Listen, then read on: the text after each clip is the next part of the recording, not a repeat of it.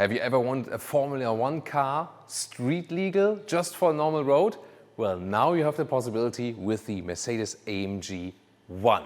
This is the final hypercar, more than 1000 horsepower, and indeed with that exact Formula One engine. We'll fill you in with the details, and of course, even more spectacular, here with Thomas and Autogefuehl, is the aerodynamic mode. We have Marco from AMG inside. He can activate it from the inside. Yeah, whoa, there we go.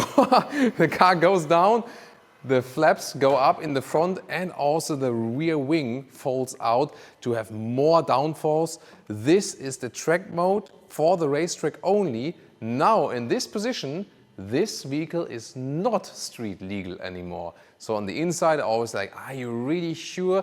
So this would not work to show off to your friends. Well, maybe in the parking lot or something, but not on the street when you're like, you know, I don't know, driving down the highway number 1 or something. This is not illegal. Maybe you can close it off again. Yeah, and then you can show it in the front. Car goes up, then the front flaps will also close again. Whoa, there we go.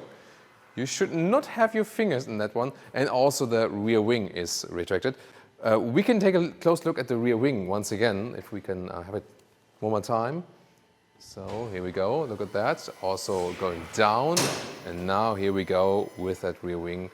Wow, this is really spectacular. The total length, by the way, 4.83 meters or 190 inches. In the rear we have 20-inch wheels, in the front 19-inch wheels from magnesium, and they also have these aerodynamic covers. Of course, aerodynamics is the thing with this vehicle. The airstream in the front is going here in the front, being let over right here, and you can see on the top there is actually you know, the air intake for that combustion engine.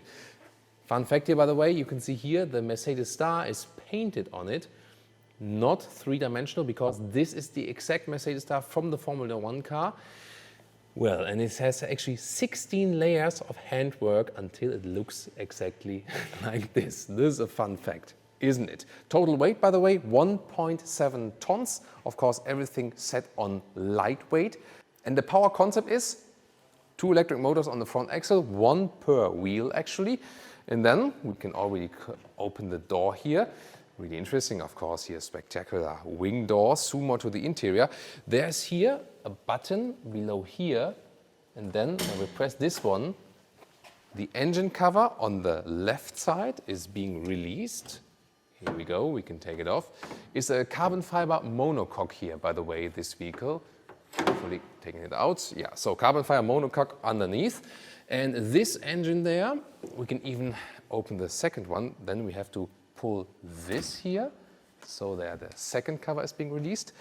And you're looking at 1.6 liters of displacement only. And you might ask yourself, why is that? Well, this has all to do with the Formula One rules. Otherwise, of course, you would make it with more displacement.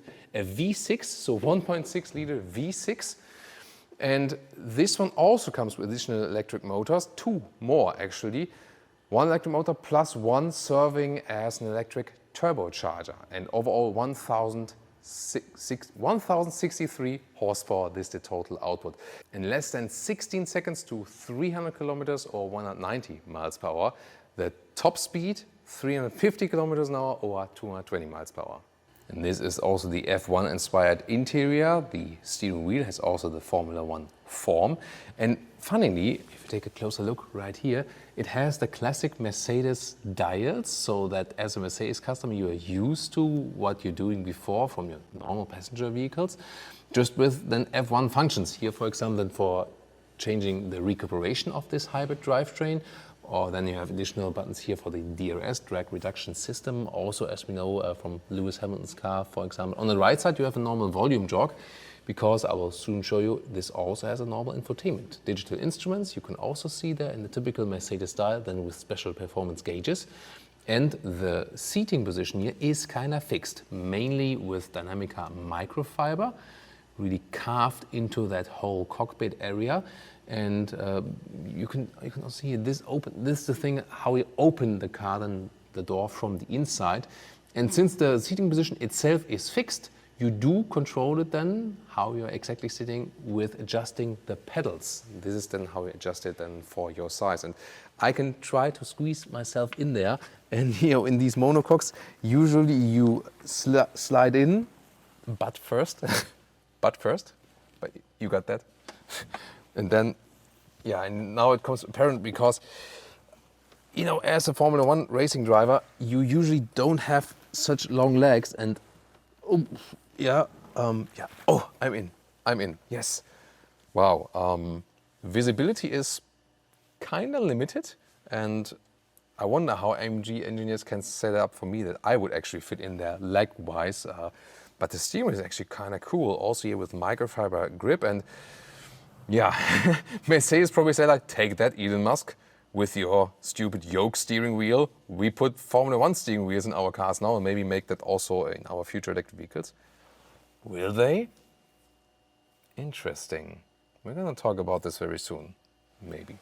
But this is really cool, to have this one here and as a control unit, but really, the known Mercedes controls then on the right and the left side. And I mean, the curved in function here, it gives you good support. It looks more uncomfortable than it actually is, so it's not too uncomfortable. The thing is just that, probably legroom-wise, I will never fit in this vehicle. Headroom-wise, with 1.86 m or 6'1", this does actually work. Oh, it also has a Burmester sound system. I just see it right now. And also a digital rear view mirror we can see right here, for example, in the top part. Well, I can make myself a little bit more comfortable here. So this is then here the mechanical adjustment. And I really have to press it really hard. And this is then the maximum position. So now my legs are a little bit more relaxed. I wouldn't say that I'm relaxed at all, but at least this is, I think I can do a few hot laps now. Super interesting also the cockpit perspective from here. Everything really lands towards the driver. And what is also interesting is here, this additional cubby hole we have here. And there's the fire extinguisher for the racetrack. I hope I'll never have to use that one actually. And here also middle console, once again, really nice transition with microfiber and also then more carbon fiber right here. You start up the vehicle right there because you don't need the track crew like Lewis Hamilton to fire up the car. This is done right here. And we can also store my phone here, for example. There are 2 USB-C chargers or maybe the key or something.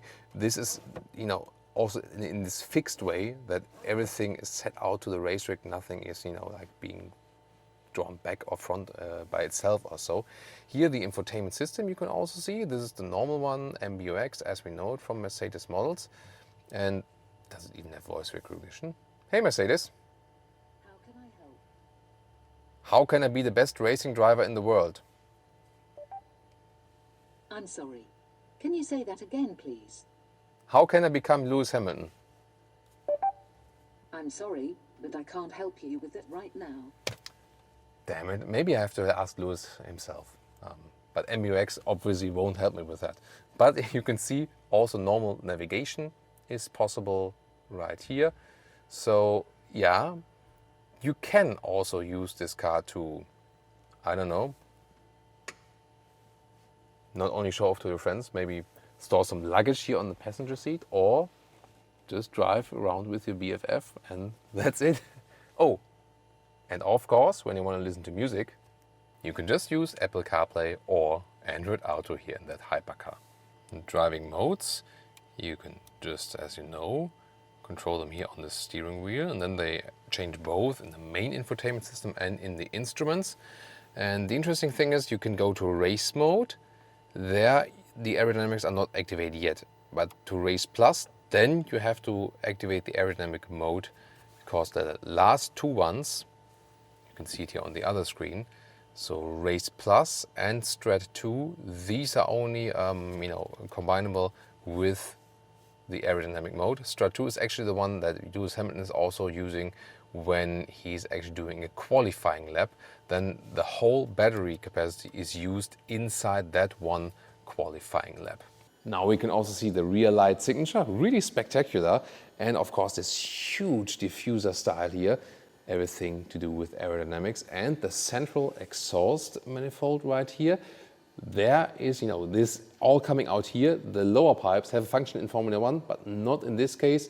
So these are the only things that have just design purpose for Formula One citation and have no actual function here with this very vehicle. There is, by the way, a special fume treatment actually for emissions, because that's the only thing that is not one-to-one with Lewis Hamilton's engine.